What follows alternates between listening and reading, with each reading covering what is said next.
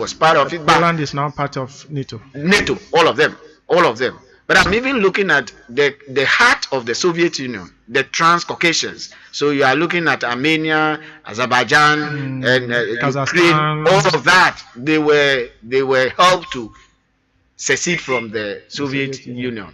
So by this, the West believes that they have all it takes to eliminate Russia in the scheme of world power and balance. This is what actually the case is.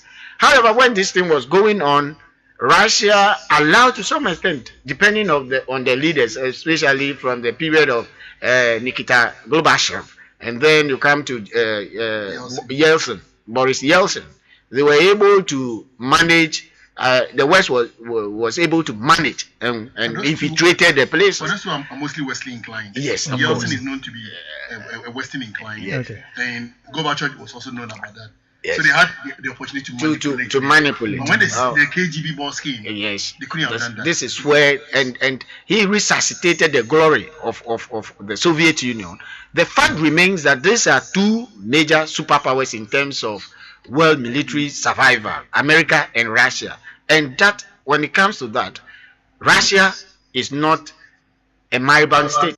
Russia is not a failure. In actual fact, Russia and America are the only two nations in the world that can match boot in terms of military aggressions. This is Russia won the world. So having allowed states and its influence going to the West or the NATO, the only buffer that Russia is using against the NATO or the West is Ukraine.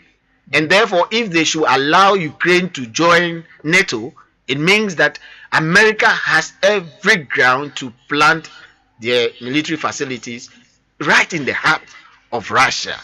And it is good that we are experiencing this thing today, either than that the world can be plunged into third world war anytime. Because if America is just in the heart of Moscow, nuclear war can happen any point in time.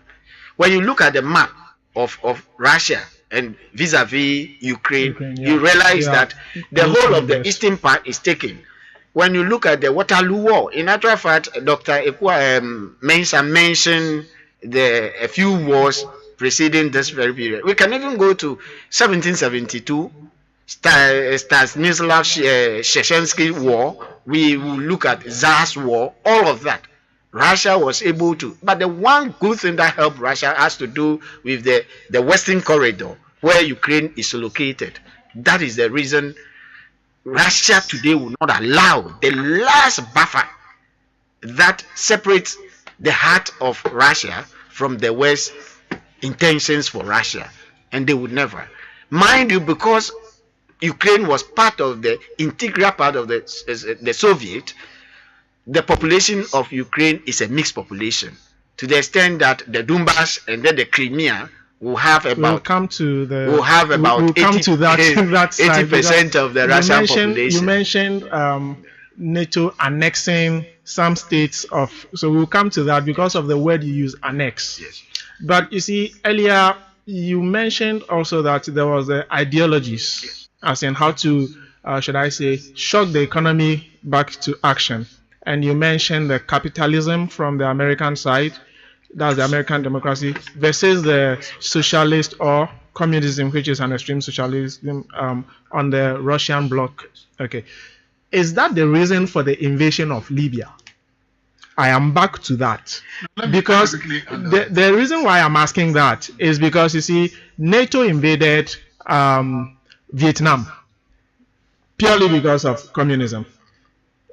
And most of the countries that NATO and America has issues with today, America is in verbal words with China. China is a communist state. America nearly bombed the heck out of Cuba. Cuba is a communist state. And America and NATO are having issues with Russia. Russia is a communist state. So was that the reason for their coming into Libya? I just want to know whether the way people are calling for prayers for NATO, what is it called? Ukraine and things like that. And they were like, NATO is imperfect, yes. NATO bombed Libya, destroyed the wealthiest country on African continent, including the targeted striking against Libya's irrigation system, destroying over 70% of. But who cried for Libya when all these things were going on? No, who owns the media? That's something that somebody said. That's a very important question. African media. Look, right now we have our local channels, okay, TV3, Metro, GH1, etc., etc. We have those things here. But they take their feed from BBC. They are all, I think yes. I think we'll have to look at international media as a topic on its own one day. And I hope that when we invite you, you would come and then we dive into that. Let's look at international media with what Dr. Kwamwa said, propaganda, international media and propaganda. All right. I am asking these questions also to the benefit of the listening audience. Yes. Because there are some things, of course, I have to play the devil's advocate today. Yes, there are some things I know that if I don't push, for example, we wouldn't have known about the communist ideologies and things. And I didn't want that word to come out of Dr. Lumo. Yes.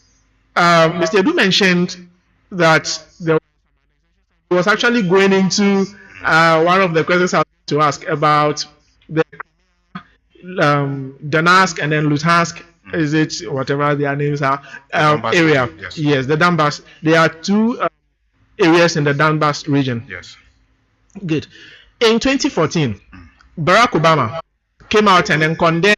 In fact, let me quickly say this to the listening audience that when NATO invaded Libya, the only person that I remember speaking against it, that is me. If anyone has any remembers anything else, please, you can send a tweet or text. But the only person I remember speaking against it was Vladimir Putin. He condemned it in no uncertain terms, and he was very furious. Given the chance, I am sure he would have gone to war with NATO and America. That who gave them the right to invade Libya and even kill Gaddafi? Vladimir Putin was the only one that spoke against it. In our own backyard here on the African continent, African leaders were almost quiet. Some were happy. Yes, they were almost, yes, and some were happy. And I dare say it was an act of schadenfreude, like the joy you get when harm befalls another person. I want to believe that was it, that some African leaders were happy about that. It's unfortunate, but in 2014, you see, when the US invaded these countries that I mentioned earlier, what is the name? Vietnam, all those places. Iraq. They claimed they were going there to give the people democracy, rescue the people. Now in 2014, the island of Crimea in Ukraine, it's a peninsula. Yes, the peninsula of Crimea. It's mostly a Russian-speaking state. Vladimir Putin said he went there on a peacekeeping mission after the people on the peninsula themselves had, how would I even use, what should I say? I think they conducted a referendum and then opted to join Russia. That's right. And so he went there because now they were part of him, so he went to protect them. Obama went haywire. What happened? Was that an annexation? Because annexation is basically, how do you even put it? Colonialism. Yes, a form of colonialism. So the island of Crimea, was it colonized or it's legitimately today part of Russia? And then touch on the Donbass. Yeah, that's a very important question. So I'll touch on that. But before that, I'm also very excited that you have a lot of interest in Libya and the issues that happened there in 2011 and later, even till now. And the fact that you praised Russia as one of the... No, I didn't praise Russia. Please. I think you indicated, let me just use the word, you indicated that Russia, the president of Russia was one of the very few to actually question the invasion of, what do you call it, NATO by, in Libya. But I also want to say that there are other African countries that spoke up, and in situations like that, we had the likes of Robert Mugabe, who was Uncle Bob, the late Uncle Bob. Yes, I remember. Yes. And late Uncle Bob. Yes, and then we also had some people who started speaking very forcefully against it and later chickened out, like the president of South Africa, who initially was like speaking against it. Is that Thabo Mbeki? Yes, I think Thabo Mbeki. Yes, Thabo Mbeki I had a problem with, but that's another time when we want to touch on Africa alone. By chickened. But one thing I also want to point out with respect to Libya before I go to the Donbass region is the fact that even though Russia spoke against it, but today Russia is part of the conflict there in Libya. They are still there and they are aligning their forces with some of the rebel groups to fight the regime there. So if you go to Libya today, there are multiple regimes. There are regimes in Tripoli and another one in Sirte, and then they are scattered all over. And these groups are being sponsored and supported by countries including Russia. And for me, I think that is where we have to draw the line, even though they condemned it, but now they are profiting from it. And that is how come the conflict is not getting resolved. And now going back to the Donbass region, and then the issue also of Crimea, where it was annexed, and then you are asking about whether or not it was an annexation. That's how the international media is calling it. Reported it. And that's what Barack Obama said. Yes, in his condemnation of the act. But there was a local election in Crimea, and then they were posed the question: why do you want to join? Do you want to remain with Ukraine, or you want to, join? It was described as dubious. I mean, by whose standard? I mean, the case is that there was more or less like a referendum or an election to decide where they want to be, and they decided. So if the West does not support that decision, it does not lie in their mouth to say that the process was rigged. I mean, what is the evidence? So, as for me, I do not think that the case of Crimea is an issue of annexation, but maybe more or less like a reunion. That's how I'll call it, because it used to be part of the Soviet Union. Now they want to go back to their mother, the Russia, which is the biggest power within the Soviet bloc. Okay. So you see, the Donbass area. Yes. People are saying, and if I say people, I mean the international media. Yes. Especially France 24. One of the items over there was that the whole confusion in the Donbass region between these two areas, Luhansk and then Donetsk or something. Yes, it was created by Putin himself, so that he could swoop in there. His troops were standing by for a very long time. Yes. He sent his troops ahead on the border, and they stood there they waited for a very long time. And there was already agitations in those areas that have been said to be Russian-speaking regions within Ukraine, and that's eastern part of Ukraine also, right? Yes. So they say that Putin waited, or he might have orchestrated the whole, should I say, agitation, and then swapped in there, and then where you have hero complex and things coming in. I think I agree with that. Okay. The reason is very simple. Before you join NATO, you must have, security and peace across all your borders. Okay. And so the intention of Ukraine to join NATO is not something that is starting today. It has been there for a long time. Just that they have not gotten the opportunity to do that. Okay. Anytime they express the intention, Russia comes in to create the problem in the eastern border. Because as soon as the problem is created, there is no way NATO would admit Ukraine into its membership. Because you have to ensure that there is total peace across your borders, or along all the aspects of your borders. And I think this is also very strategic. Who wouldn't do it? So Putin or Russia has to create this artificial problem. Okay, I think it's artificial because they actually fuel it. The people in these two zones, most of them speak Russian language. They are Russians. They have been imported, more or less. Let's call it spade a spade. They have been put there by Russia from time to time just to create the conflict along the borders of Ukraine to prevent them from getting into either European Union and NATO. So I believe this is orchestrated. I see. Yes. Do you know that Volodymyr and Vladimir mean the same thing? They do. Vladimir. Yes.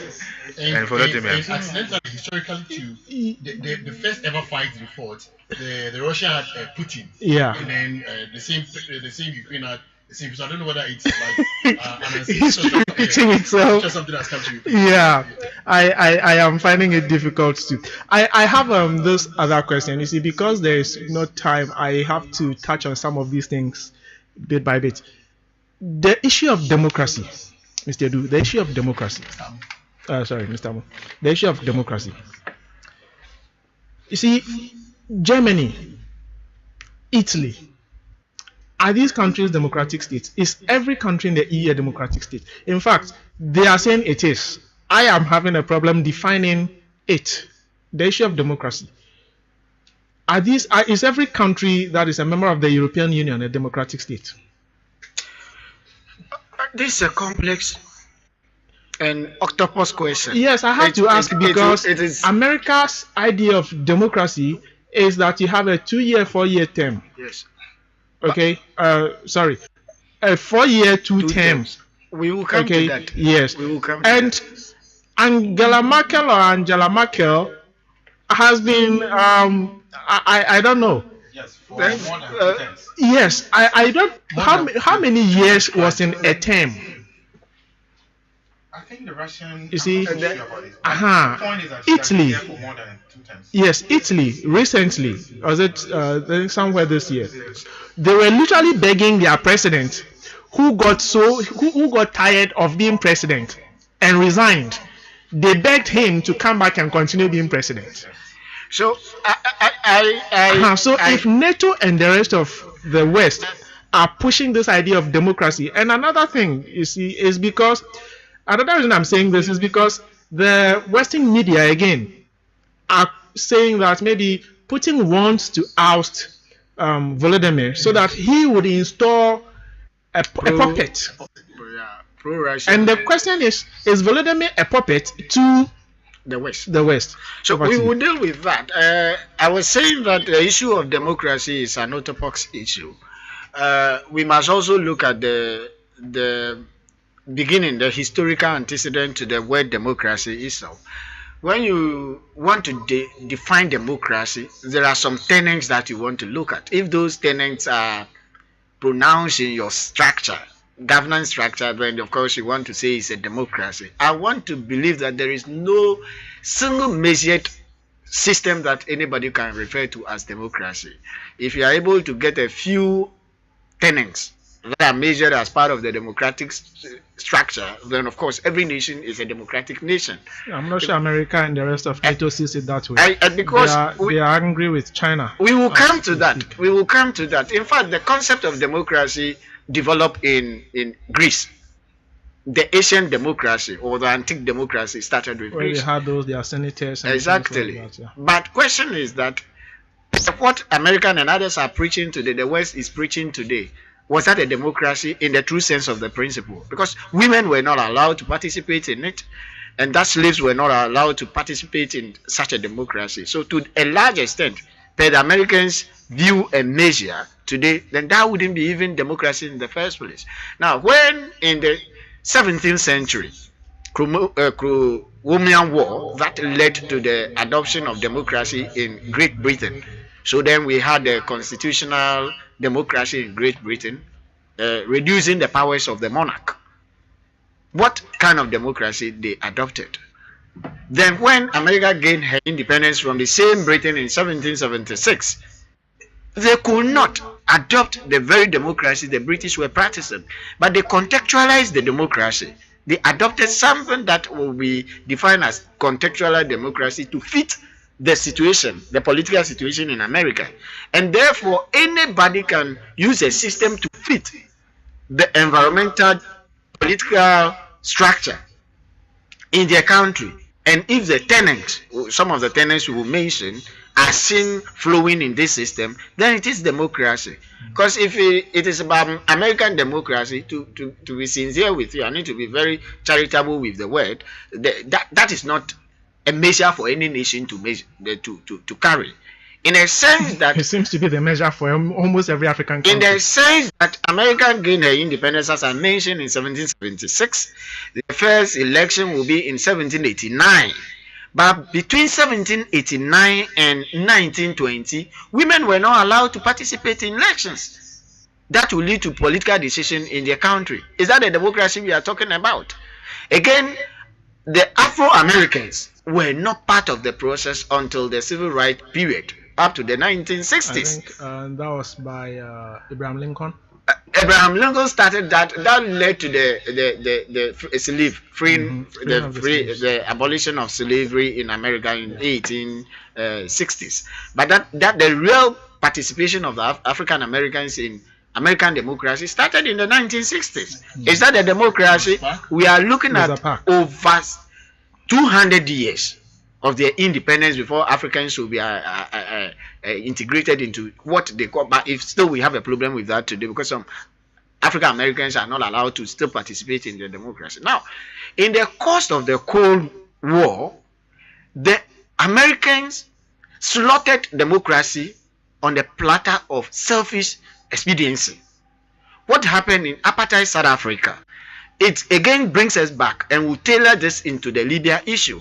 So America is not much about democracy. It is about the selfish interests of America in the resources of the nation they want to protect. And then the comments of the America multilateral corporations in the world. That is what the democracy American is preaching. The world should know this. Because they come in when the need be, they forget about democracy. When you look at what happened in Southern Africa, in the 1960s and 70s, America orchestrated a lot of coups, a lot of atrocity, especially at the behest of the apartheid South Africa, in order to protect the interests of the multinational corporations in Southern Africa against the expansion of the socialism by the Russians into that region. To the extent that America was using the UNITA to supply weapons to fuel and continue to sustain the war in Angola. Same happened to the extent that in 1986, the newly installed Bush administration forgot that even Soviet Union was weakened, and therefore could not rise against the armament of America. Yet they continue to supply ammunition to apartheid South Africa and then the UNITA in Angola. The basic thing is that they were protecting the what? The multinational corporations in that very region against the interests of the expansion of the.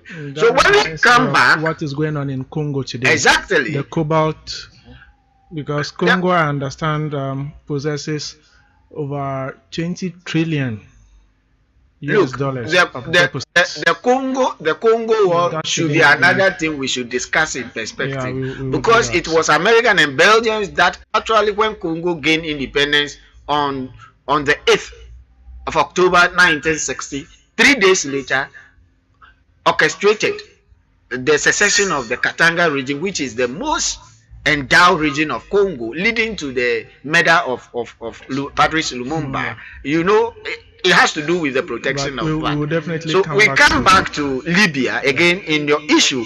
It was not about communism per se. It was about interests of America. And look at all the spaces that America and the West, especially as well as petroleum, crude oil. You understand? We saw what Gaddafi did to the Americans by sacking, virtually, let me use that word, sacking the